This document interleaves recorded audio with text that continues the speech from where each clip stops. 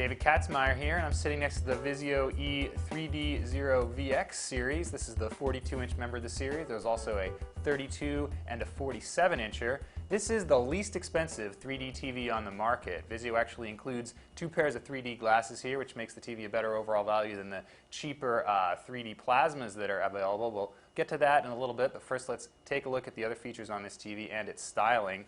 Styling is not really a great point. It has this sort of dimple here in the middle underneath the screen. It kind of interrupts the speaker grill. Altogether a pretty chunky look. The stand, it doesn't swivel. On the flip side, design-wise, we really did like this flipper remote. VIZIO does include a full QWERTY keyboard on the back side of its remote, which is really cool for navigating apps and typing in passwords, doing searches, stuff like that. So it's a real help. We wish more manufacturers would include it because obviously this TV's pretty darn inexpensive, and to throw in that remote didn't add all that much to the price. The downside compared to the flipper found on some Samsung TVs is that this TV doesn't have Bluetooth, so you have to actually keep the remote aimed at the TV while you're typing. So unless you have something interrupting line of sight, that shouldn't be too difficult. TV also includes built-in Wi-Fi to access all those internet features, so we really like that. You don't have to run a wire to this TV, and the Wi-Fi worked very well in our testing. Of course, speaking of internet, it does include VIZIO's VIA applications platform, which includes Netflix, Amazon Video On Demand, Vudu, and all the major services. There's also Pandora. There isn't YouTube, however, but that's not really a big deal in our opinion.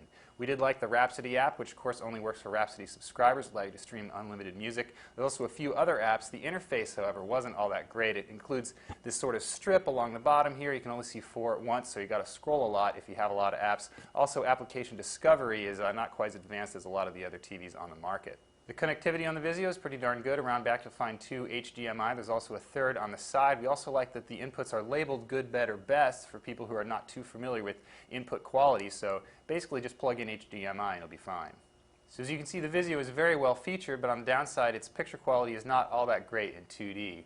Its biggest flaw is relatively light black levels, which wash out the darker parts of the picture and make the entire image look a little bit flatter and with less pop than some of the competing entry-level TVs.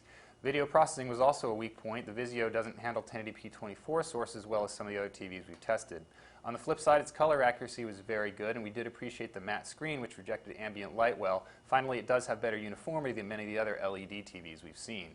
3D picture quality on the VIZIO is a mixed bag. It does have passive 3D, which is brighter and has less crosstalk than active 3D in general, and that's very good.